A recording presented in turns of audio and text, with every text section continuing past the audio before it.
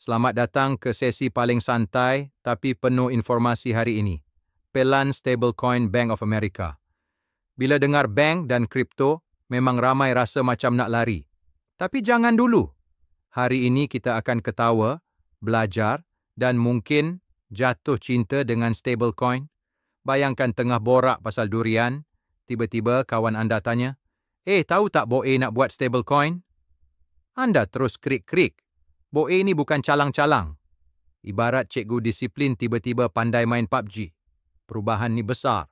Dan hari ini kita akan kupas. Apa itu stablecoin? Kenapa bank besar tiba-tiba minat kripto? Apa kaitan semua ni dengan masa depan kita?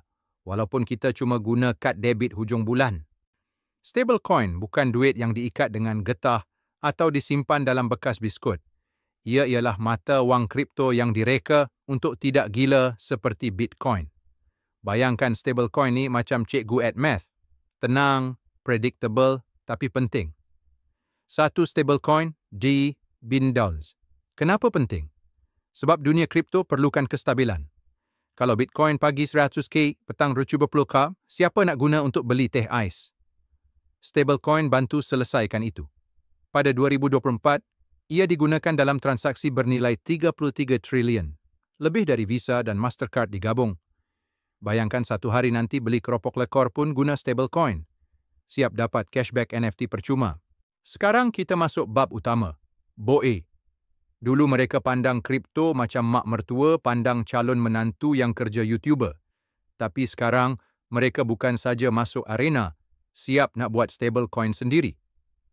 CEO BOE bangun pagi, tengok TikTok pasal masa depan kewangan, terus panggil mesyuarat, "Guys, kita kena buat stablecoin." Kenapa? Sebab semua pesaing dah ada. JP Morgan, PayPal, Ripple, semua dah ada stablecoin masing-masing. Kalau BOE lambat, tinggal jadi sejarah, macam Yahoo dan MySpace. Projek ni bukan suka-suka. Ini soal survival jangka panjang. BOE ni U-turn dia macam drama TV3 tahun 2022. CEO dia kata, kripto, tak payah. Tapi 2025, terus bertunang dengan stablecoin. Feb, bagi hint. Mac, buka cincin. Jun, terus sanding. Siap majlis rasmi. Pembangunan dimulakan. Kenapa perubahan drastik? Sebab dunia berubah. Kalau tak ikut, kena tinggal. Macam dulu tak nak pakai WhatsApp, tapi sekarang siap ada status panjang-panjang. Beberapa sebab utama. OCC, pengawal bank ACE, benarkan bank keluarkan stablecoin. Macam dapat lesen besar untuk main kripto. Permintaan tinggi. Stablecoin ni sekarang ibarat bubble tea. Semua orang nak rasa. Trump pun masuk campur. Katanya nak lindung kekuatan USD, stablecoin wajib ada. Dan paling klasik, pesaing dah buat. Kalau orang lain dah naik Tesla, takkan nak teruskan naik bas mini.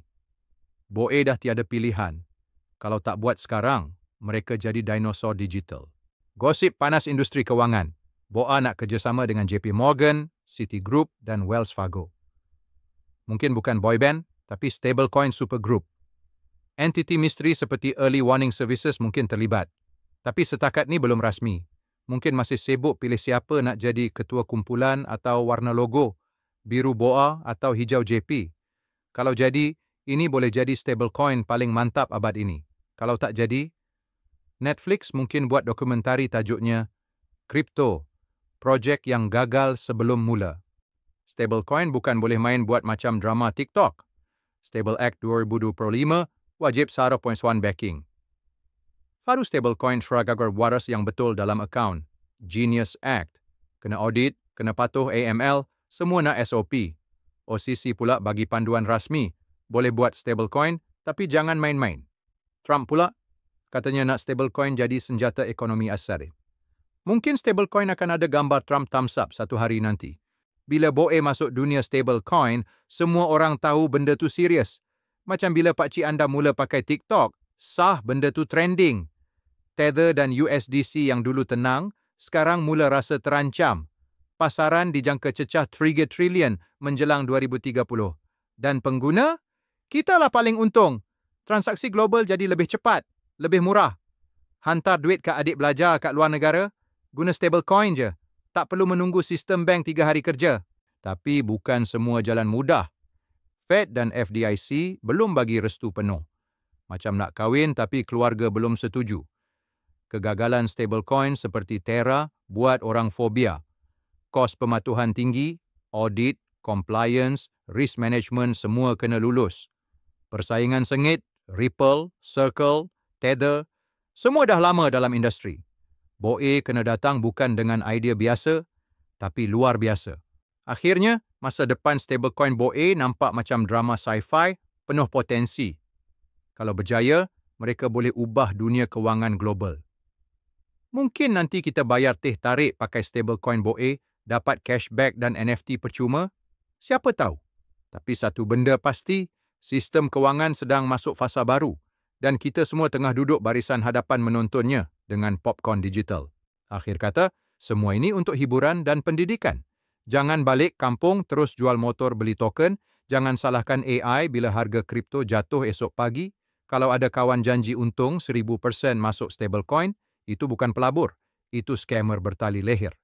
Tapi jika hari ini anda gelak sikit, faham banyak dan mula nampak masa depan kewangan digital, maka misi kita dah tercapai.